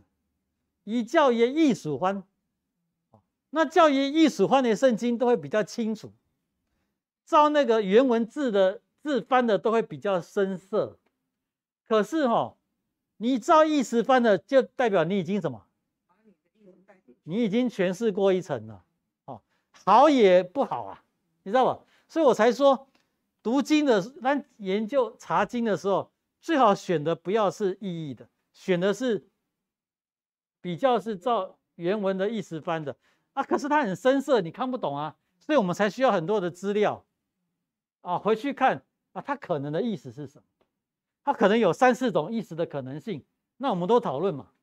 可是你现在意义的，它只抓一种意思就把你翻下去了，啊，翻得很清楚，让你都不觉得它有问题，那就是这反而比较麻烦，所以我才说啊，为什么我给你的讲义有和本、和修，然后后面再放一个英文的，就让你知道说，其实它可能有不同的讲法，啊，你这样我们在查经会比较妥当。所以为什么？哎，我来10年呢，我们终于买了和本修订版。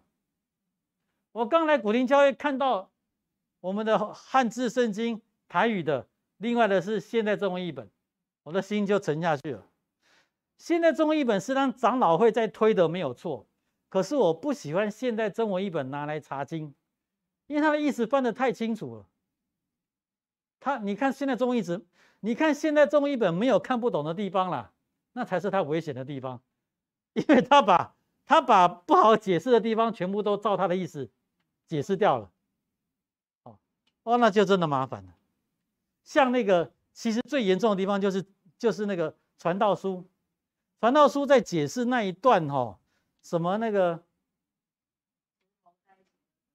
石头在一起也是，然后也解释一段什么你的牙齿啊三密回现在中译本完全照犹太人的解释方式把它解释下去，变得清清楚楚，你知道吗？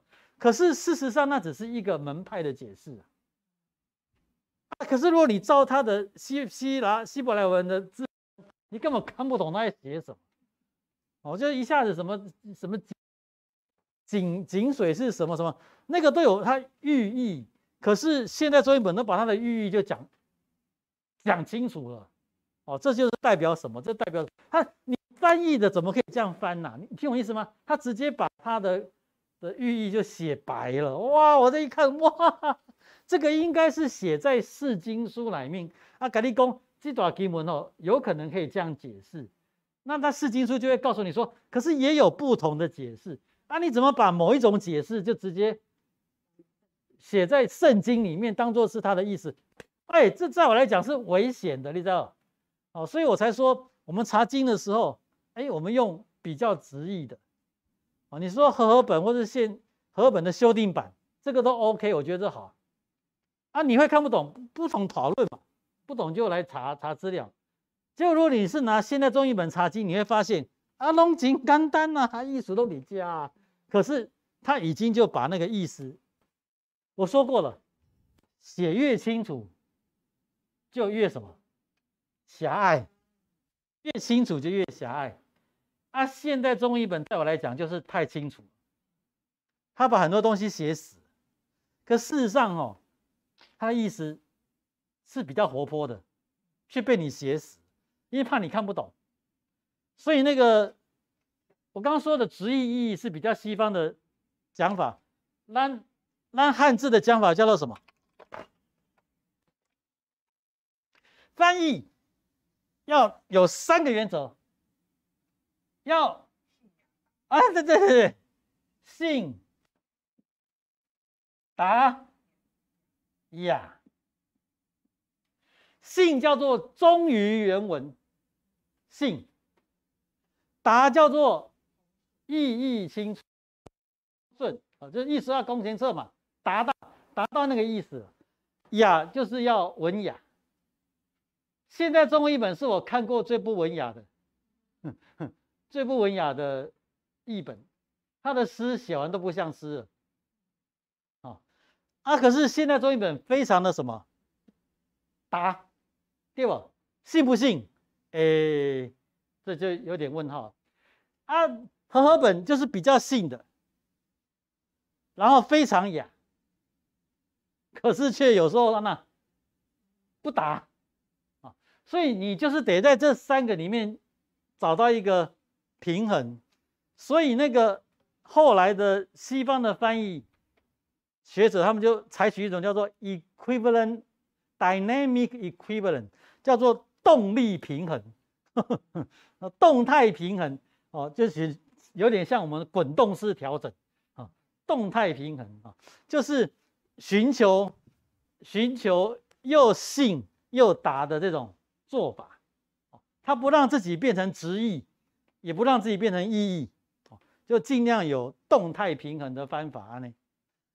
因为直译的圣经会有一个倾向，比如这个希腊文翻译成汉字以后是这个意思，它就有一点倾向，只要它出现就都怎么样，都翻成这个意思。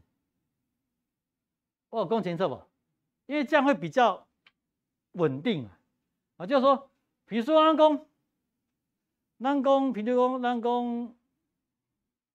假设我们说 manager 好，写上来，经理啊，经理。所以只要出现 manager， 我就一律翻成什么？经理。靠右边那不一定嘛，你要看它的什么上下文，你可以有不同的翻译嘛。可是他有时候会求比较稳定，他就硬塞进去，你就觉得哎呦，他给他那怪怪，他其实可以用别的字。这就是直译跟意译，有时候他们会有一些自己的坚持。所以你现在看那个，你看和合本跟和修，你就会发现，他有做改变。所以和修你就可以知道，他就比较从这里去走，比较达，把一些不顺的把它写过来。为什么那个和本要这样翻？因为他蛮在意性。比如说，耶稣说：“我什么告诉你们？我实实在在告诉你们。”他干嘛写实实在在？为什么不写我实在告诉你们？而且我们的汉字也不是这么讲啊。那杨大贡，我们的习惯怎么讲？我老实告诉你们，对不对？因为实实在在，它就是实在实在。原文就是我阿门告诉你们，所以他还真的非常直译，听懂意思吗？他把耶稣说我ego 阿门 lego human 就直接翻成我实实在在告诉你们，这个很直译的翻法，可是它就造成一个用，对，我实际在那个这个因为我们已经用习惯了，就是说它就会造成一种讲法，就会产生一种讲法出现，那就原本它照那个直译的翻就翻出来，你讲习惯了，它就变成我们这个群体会讲的话，可是不是这个群体的听起来说，你看那讲，你在讲啥？那讲别的。翻译牵涉到，就是说，比如说50年前用的语言跟50年。对啊。所以文字语言本来就是与时俱进，而且呢是约定俗成，这两个一定要动。你怎样与时俱进、约定俗成？你还给我照白纸黑字在相信、在遵守圣经，你是他个派去啊！你这他个派去啊！你知道吗？基督徒真的是他个派这语言本来就是要与时俱进、约定俗成。上帝很委屈啦，上帝把他的意思要用人的文字写，那真的很委屈，你知道不？你想想看，上帝是那种灵界的，是不受时间空间限制的，他多么希望他跟人的沟通是，他看着你，然后你就怎么样，你就懂了，对不对？你懂，没办法，现在上帝要靠人的语言，就变成文字，然后写出他的话，他每次在上面看说，靠右边我们是这个艺术呢。哎呦，夭寿哦！你看什么？对啊，伊较大量啊！伊做委屈的，做大家都哎呦，你看变安尼啦！我3000当之前讲的，你搁咧做？你听懂意思吗？上帝说我迄阵讲的，你即摆开咧这个你照安尼做，你较袂当做你方法，上帝一定气死了，对不？啊，咱这基督徒就说哦，白纸黑字啊，翻出来看呐，怎样啊？你不识字的，是不是？没有读过神学院哦，啊，翻出来看呐，哦，翻出来看就死了，你知道？现在年轻人的智慧，嘿，说不定拿出来给我们猜，我们就看不懂啊，对，猜不对啊，啊，对啊，所以大家面对圣经，我们真的要比较宽容，然后很清楚去告诉自己，我要的是精神跟原则。这段经文到底在讲什么？它的精神跟原则在哪里？啊，很可能我讲过了，你抓的精神跟原则跟我抓的有没有可能不一样？有啊，啊不一样怎么办？辩论嘛，好，我的小怕嘛，跨上大声，不是嘛？我们就辩论讨论，哎，有没有可能讨论到最后还是两个不一样？那怎么办？外面，我们只能，我都已经尽力了嘛，我们只能两个都怎么样？互相尊重嘛。啊，就你这个也通，我这个也通，我们才有可能辩那么久，两个都还是没办法辩一个嘛。那就只好，好吧，啊，我也接纳你的，啊，你也接纳我，那就这样子，能这样子嘛，对不？我大家拢要做上帝，一定是我会对，我通常是我会较对。好，来祈祷，来祈祷，我来祷告。阿爸父神，我们谢谢，我们看到提摩太前书，保罗教导提摩太，作为一个长老，作为一个牧师，在提摩太的教会要怎么处理诸多奇奇怪怪的问题。阿爸父神帮助我们去抓到那些精神跟原则，而不是照保罗的字面的意思来遵守，因为我们知道那个是2000年前的某一个教会的问题。或许我们也有相同的问题，可是我们不见得要用相同的方式来解决。阿爸，求你赏赐给我们足够的智慧、耐心、爱心，跟一个宽阔的心，跟一个看重别人需要的心。因为我们知道，就像保罗这里提醒的，如果我们是家人，那不看顾家里的人，那真的比不信的人就还不好了。求你继续的指引我们前面的道路，你赏赐给我们强健的体魄，让我们心存良善，行事公义，心里有大大的平安。虽然有武汉肺炎、中国病毒的威胁，同心祷告，奉耶稣基督圣名，阿门。好，谢谢。